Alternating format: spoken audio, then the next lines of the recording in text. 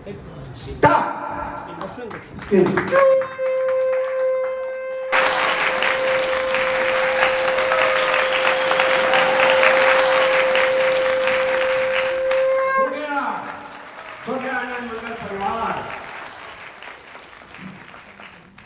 પોતાનો પોતા એના બાબા રામદેવજી સાથે ખેલ રમવા જય શ્રી અચલેશ્વર મહાદેવ સાથે રાજીવર લક્ષ્મીનારાયણ અને કોખેરાનો સિમ્બોલ આપ સૌનું સ્વાગત કરે છે.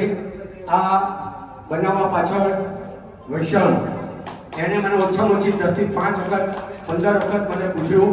અમે બહુ ડિઝાઇન કરી અને શ્રેય ખરેખર ભાણાને જાય છે. અમારે એને બહુ સરસ મહેનત કરી છે એને બનાવવામાં. આ બાબા રામદેવનો ફોટો મારી પાસે હતો, મેં એમને મોકલ્યો. અચલેશ્વરનો ફોટો કમલેશભાઈ જોશી ખેડબ્રહ્માથી, એમણે મને 2 થી 4 ફોટા મોકલ્યા.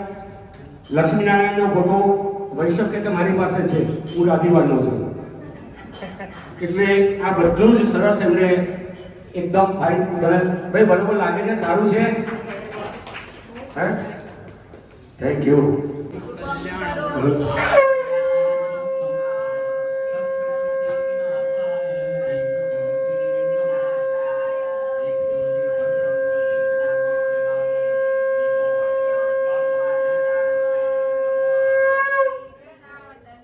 શંખનાથ સાથે આજે દીપ પ્રાગટ્ય થાય છે. બહુ સરસ.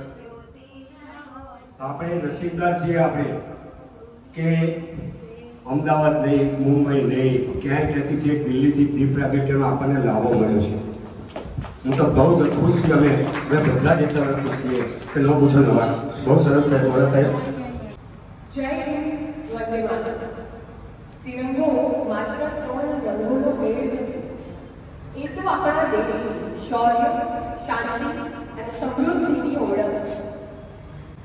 આઝાદીના આ પાવન હવામાં ચાલો આજે એક સાથે ગર્વથી કહીએ ભારત માતા કી જય.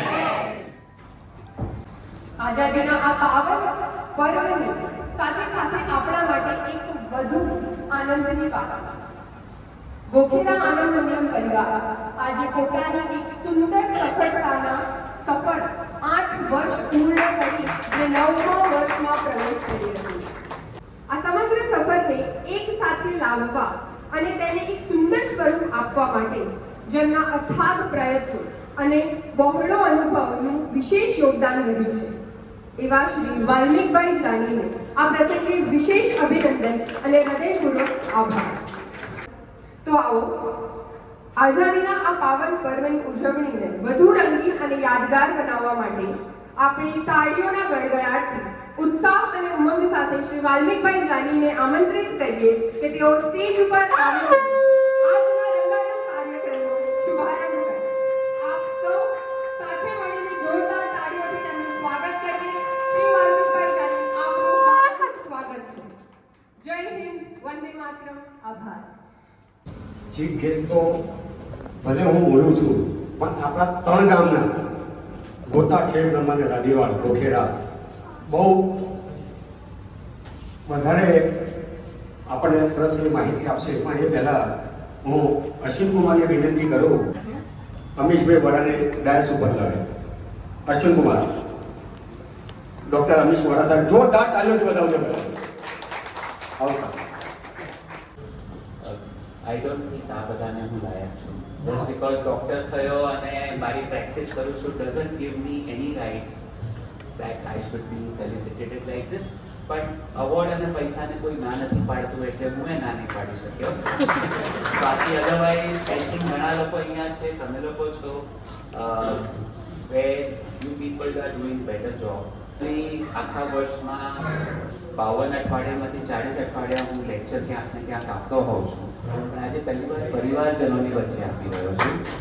અને એમાં મારા મમ્મી, માસી, ભાઈ, મારા માસીનો દીકરો કેયુર, અને કેયુરે મને ખાસ કીધું છે જ્યારે જ્યારે મારું નામ બોલે ત્યારે મારા મિસિસનું નામ બોલવાનું જ છે. હલકા ભાવથી પણ એના વગર ખાલી હું કેયુરનું નામ નથી બોલી શકતો. વરુણ દત્તા જે ટીનાનો, જાહ્નવીનો છોકરો, આઈ થિંક, મને નથી ખ્યાલ, મોટા ભાગે આપણી કાસ્ટમાં પહેલો ન્યુરોસર્જન થઈ રહ્યો છે. અને સિમિલરલી આઈ થિંક જોય નથી અહીંયા, પણ જોયની ડોટર જાનવી ન્યુરોફિઝિશિયનમાં પણ સ્પેશિયલાઇઝ કરી રહી છે, એટલે સુપર સ્પેશિયલિસ્ટ પણ સુપર સ્પેશિયલિસ્ટ. એટલે આપણને એમ લાગે કે આપણે કંઈક બહુ ભણી લીધું, પણ અહીંયા આજુબાજુમાં ઘણા લોકો એવા છે who are doing very well. અને આઈ થિંક આપણા નાથ માટે ગૌરવની વાત છે. છેલ્લા 10 વર્ષથી હું જ્યાં પણ જાઉં છું સૌથી પહેલા ખેડ બ્રહ્માનું નામ બોલું છું, લોકોને બે વસ્તુનો પરિચય કરાવું છું, આપણા બ્રહ્મા ટેમ્પલ અને આઈ ટેલ એવરીબડી ધ સ્ટોરી કે માતાજી કેવી રીતે ચાલતા ગયા અને પાછળ જોયા અને પછી હું બધાને કહું કે મેન અંબાજીમાં તો ખાલી ચક્ર છે. એન્ડ ધેન દે સ્ટાર્ટ, અચ્છા ખેડ બ્રહ્મા. તો વોટ આઈ રિયલાઇઝ કે આપણે આપણી પોતાની જન્મભૂમિનો આપણે સામેથી પ્રચાર નહીં કરીએ તો લોકોને નથી ખબર પડતી. આપણે કરવાનું છે. અને આજે રિયલ સેન્સમાં જનની જન્મભૂમિશ્ચ સ્વર્ગાદપી ગરીયસી, માને મારા માટે ગૌરવની વાત છે કે મારી જન્મભૂમિના લોકો પણ અહીંયા છે અને મારી જનની પણ અહીંયા છે. બ્લડ कैंसर मरी जैसे आप तो नहीं मरे तो क्या बात करता है. मतलब सर 2 साल के बाद भी ये जिंदा रहेगा और 20 साल के बाद भी ये जिंदा रहेगा.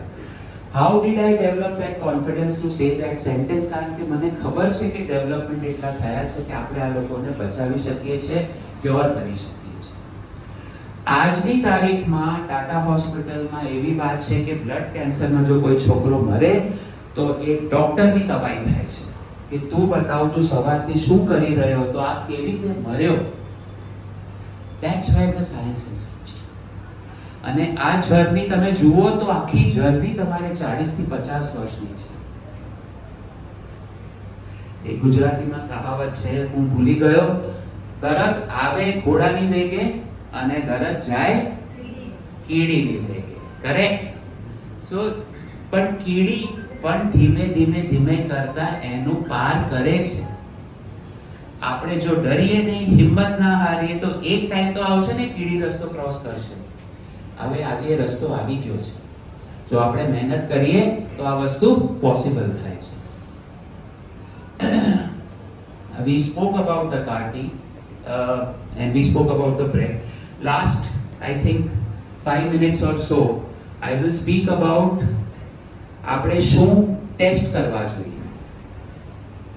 કેન્સર જલ્દી ડાયગ્નોઝ થાય યા તો કેન્સર ના ડાયગ્નોઝ થાય એના માટે સૌથી પહેલા તો હું પાછી પ્રાર્થના કરીશ, રિક્વેસ્ટ કરીશ, સર્વાઇકલ કેન્સર વેક્સિન અહીંયા 1 કે 2 જણ છોડીને કોઈએ અપાવ્યું નથી. પ્લીઝ અપાવવાનું ચાલુ કરો. હાથ જોડીને રિક્વેસ્ટ કરું છું. આટલા વર્ષોમાં એક જ તો કેન્સર છે જેનું વેક્સિન છે. સેકન્ડ, હેપેટાઇટિસ ની કોણે વેક્સિન લીધી છે? તમે અબ્રોડ છો, તમને કમ્પલસરી લેવી પડી હશે. ઇન્ડિયામાં રહીને, ભારતની ભૂમિમાં રહીને કોણે? અમે ડોક્ટર છે, અમને કમ્પલસરી લેવી પડે છે, એટલે હું મારો હાથ પણ ઉપર નહીં કરી શકું. બેને લીધી છે. We are very proud of you. મતલબ very good. હેપેટાઇટિસ, કમળો, પીલિયો, જે પણ તમે કહો, જોન્ડિસ, તમને જો હેપેટાઇટિસ બી અમુક ભાગોમાં જે ડાઘ જેવા કાળા પડી જાય છે. કિમોથેરાપીની જેમ જેમ સાયકલ ચાલુ થાય છે તેમ પછી તાવનું પણ આવે છે. તમારા ગળામાં પણ, બોલવામાં બી, સ્વભાવમાં પણ ઘણો ફેર પડે છે ખાસ. અને કોઈ માણસ આપણને આમ બહુ ગમતું બી નથી વાત કરતો હોય ત્યારે બી આપણો સ્વભાવ, નેચર પણ બદલાઈ જાય છે. આટલું છે. વાલ્મિકભાઈએ કીમો કેમ નહીં લેવાની બધાના કારણ કહી દીધા. અને સો અમુક કેન્સર એવા છે જેમ તમે કીધું એ પ્રમાણે લિમ્ફોમા છે, લ્યુકીમિયા છે. કિમોથેરાપી સમજાવી, અલગ અલગ કેન્સરના ડિસીઝ માટે સમજાવી. ખૂબ જ સાહેબ રિયલમાં અમને તો ગર્વ છે કે તમે પોતાના છો. તમે આપણા કણ ગામના પોતાના છો. રિયલમાં ખૂબ ખૂબ અભિનંદન તમને સાહેબ. કેટલાને લોહીના સંબંધમાં કેન્સર આવ્યું છે. મને અને મારા માસીને થયું, મને અને મારા કાકાને થયું, તો 2 જનરેશનમાં તે genetic history. Random otherwise genetic history नहीं कहलाती.